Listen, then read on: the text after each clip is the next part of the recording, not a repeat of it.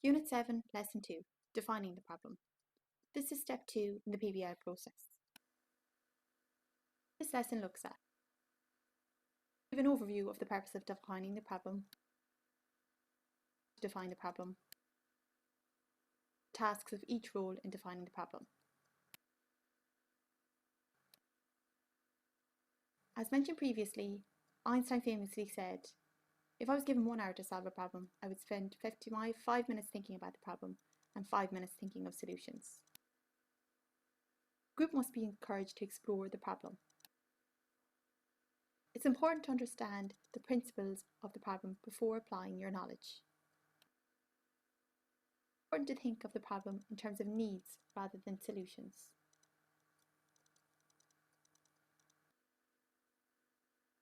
Defining the problem. We must first identify what we know about the problem. Information can be in the form of facts, which are definite pieces of information that cannot be disputed. For the cash flow example in Lesson 1, facts might be that 20% of our sales are cash sales. Inferences are assumptions we make on the basis of reasoning.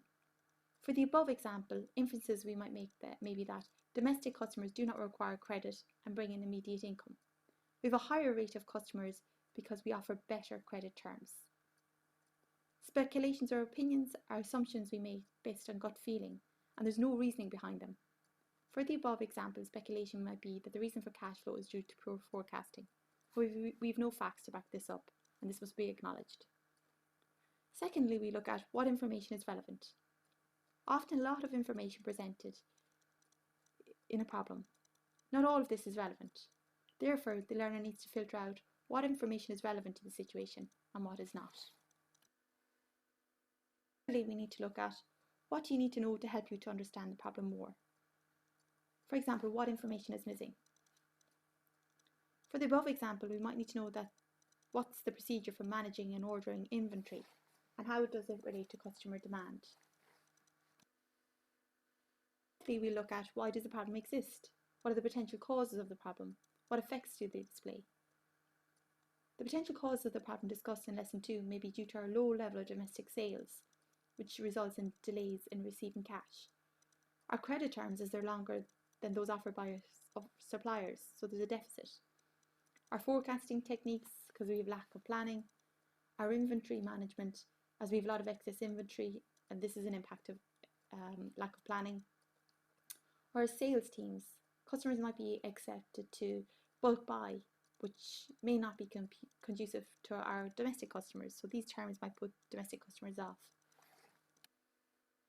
To look at, again, in line with the systems thinking, how does the problem impact other areas of the organisation? For the cash flow example again, it might be seen to be a finance issue. However, it also impacts on purchasing, warehouse and sales. We need to know why people operate machinery or equipment or a process in this manner. You might need to understand why inventory is managed in a particular way and why the procedures don't encourage forecasting or customer collaboration. We need to identify the frequency of the problem. How often does the problem occur?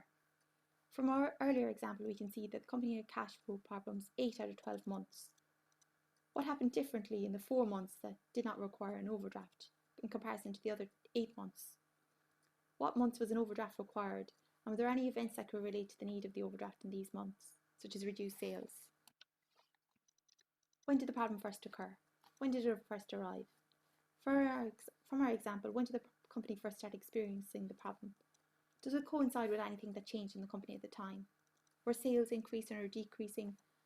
Did our ratio of business customers versus domestic customers change? Was our suppliers' credit terms changed?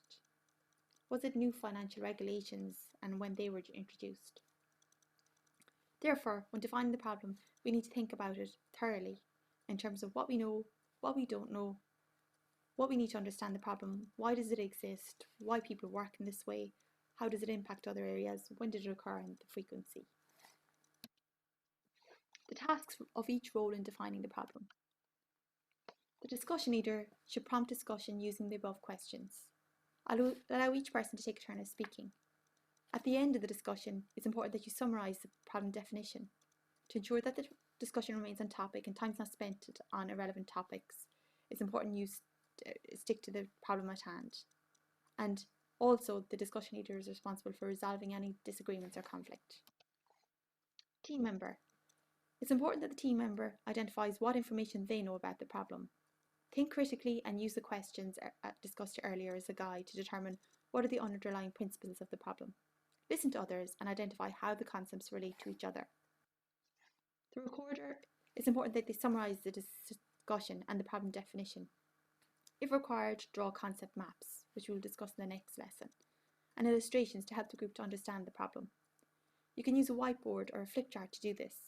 Again, if the meeting is online or if you're a geographically dispersed problem-based learning group and you're doing it using the ICT platform, you can upload concept maps to the problem area. Observe what each person does well and what each person needs to improve using the checklist we outlined in Unit 4. In the next lesson, we will look at the tools to aid defining the problem.